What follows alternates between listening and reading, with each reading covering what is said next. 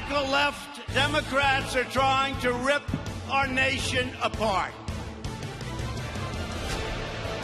First, it was the Russia hoax, total hoax. And then you look, the Mueller deal, you remember that mess? And now the same maniacs are pushing the deranged impeachment, a witch hunt. The same as before. A lot of bad things are happening to them. Because you see what's happening in the polls? They've got a sick puppy, Shifty Schiff. He's sick. He made up my statement to the Ukrainian president. He made it up. Nancy's on track to go down as the single worst and least productive Speaker of the House in the history of our country. Well, there you got the President of the United States. It was a homecoming rally for him. First time he's gone back down to Florida. He was in Sunrise in Broward County since he declared that he would be a legal resident of the great state of Florida once he retires from the White House. Yeah, I mean, it's going to be pretty interesting because now Jerry Nadler is going to take the ball on Tuesday when everyone comes back from Thanksgiving. And now the Judiciary Committee is going to have this. Doug Collins, ranking member. And then you're going to see it. The president's going to send representation. And they invited the president to testify if he wants. They did invite him, of course. But last night at that rally, he got a lot of supportive fans and a big welcoming to Florida's newest resident. We heard today from Pete Hegseth, who really got a lot of comments that said the president spoke to, he was honest, he spoke to exactly how they were feeling. They felt that he was representing them. They were supporting him in every way. Let's bring in Sarah Sanders, Fox News contributor, former White House press secretary, joining us today from Little Rock the day before Thanksgiving. Sarah, good morning to you. Good morning. Great to be with you guys. Okay. You know, one of the things the president said last night was he said that essentially he has won the last 2 weeks of public opinion as the Democrats rolled out their case against him impeachment-wise. How does he say that? Look, I think he's actually won more than the last 2 weeks. I think that the country is winning under this president. By any standard that you want to look at, any measurement, the country is better under Donald Trump than it was before. I think Americans are sick and tired of the Democrats coming to the table with no solutions and just simply trying to attack the president, as we've seen over the last 2 weeks. Their big star witnesses didn't witness anything. It just seemed like a ridiculous charade that Adam Schiff was parading all of these people in front of the cameras.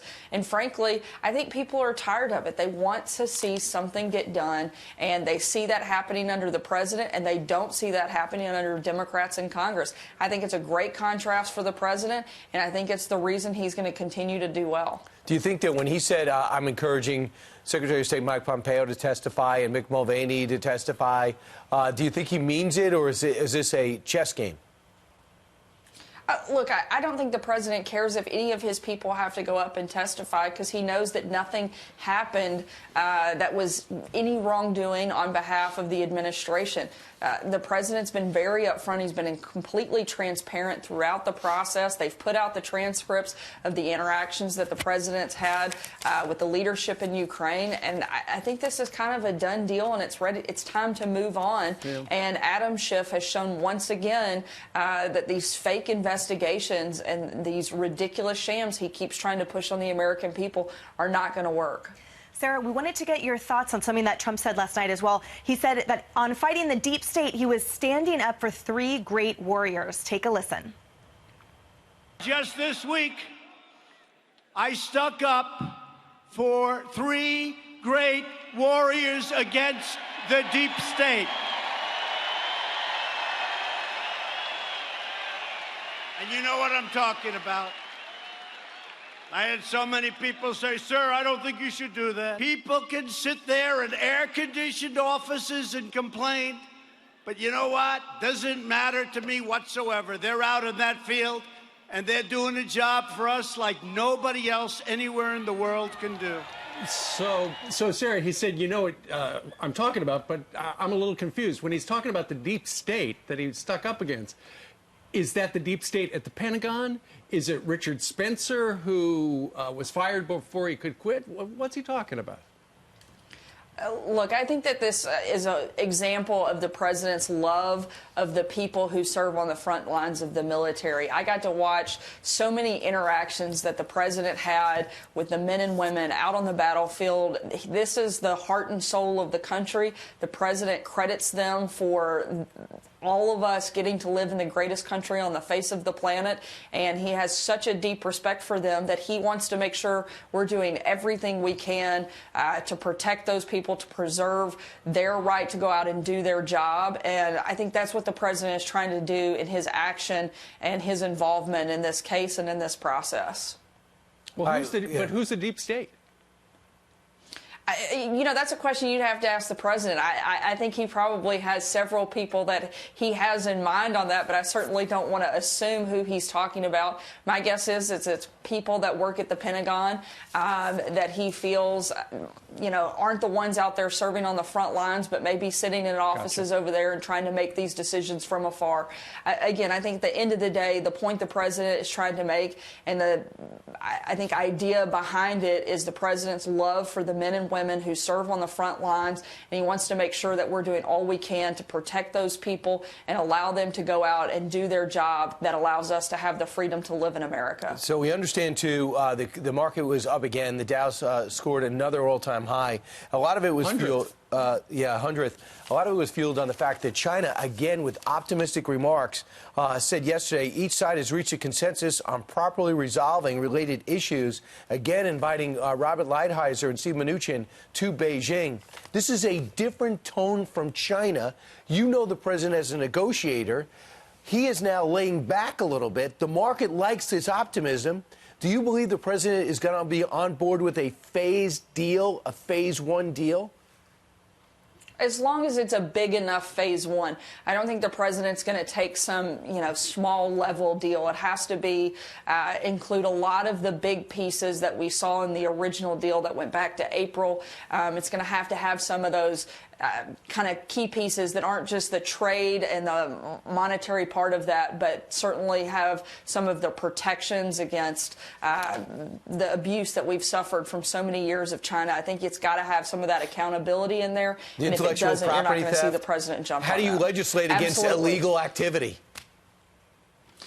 Look, I think you have to be willing to step back from the table if China doesn't hold up to their end of the deal. The president has shown he's actually willing to do that, unlike anybody that's come before him. They've simply just allowed China to run all over us. This is a president who has decided to stand up to China and say, look, America is going to continue to be the leader on the global stage. And I think a lot of other leaders before him thought that they could do that without challenging China. And this president, I think, is smart enough to know that either America gets to lead or China gets to lead, and under him, it's always going to be America. And they understand our system, and I'm just wondering if China's reading that they think the president's going to win, and they can't wait him out. I wonder if that figures it all into this new conciliatory gesture.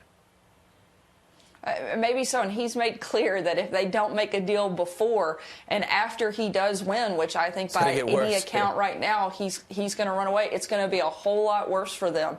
And I think they've seen how bad it already is and how tough he's already been that they don't want to take that chance. Yeah. All right, switching topics now. Tomorrow is Thanksgiving, and we understand that you have quite a large family gathering happening at your house. And what are you most thankful for? Share with us and viewers. I'm most thankful for my family and that I will be able to sit down with them tomorrow and enjoy living life in America and getting to spend that time with them. It's been a crazy and wild few years, and so it's nice to slow down and get to have that time, and we're really excited all to get to be together. Now, and don't worry, Steve, I'm definitely making the pecan pies, and I'll have to pull my hammer out and get those pecans ready to go here later today. That's right. Sarah's world-famous pecan pie, which she took heat for from the White House press corps because it looked too perfect, because she used a pre-made store-bought crust. I'm just going to reveal that. She actually crushes the pecans with a hammer, right? Yeah, trust me, it's the secret. It's the secret to the success, because it makes it a lot better on the top. It's And I think it also helps me involve my kids because my boys love to do the pecan crushing. So that's their big role in the pie making. Do you let the boys eat the pie? Because in your recipe, you do put quite a bit bourbon in it as well. I usually make two for one that the kids get to eat and some of my family members who don't like the bourbon in their pie, and then I make one that has the bourbon in there. So I balance it out. Everybody comes away happy. That sounds delicious. Happy Thanksgiving, Sarah. Thanks so much for joining us today. Hey, before you go, are you going to run for governor? Happy Thanksgiving to you guys. There were stories out this week that you're running for governor. Look, we'll see. We have a long time before we need to make that decision. Our governor just got reelected in 2018, so right now I'm enjoying being part of the Fox family and spending time with mine. All right. Very good. Sarah Huckabee Sanders, thanks so much. Get out. Thank you. Happy Thanksgiving. Get out the hammer.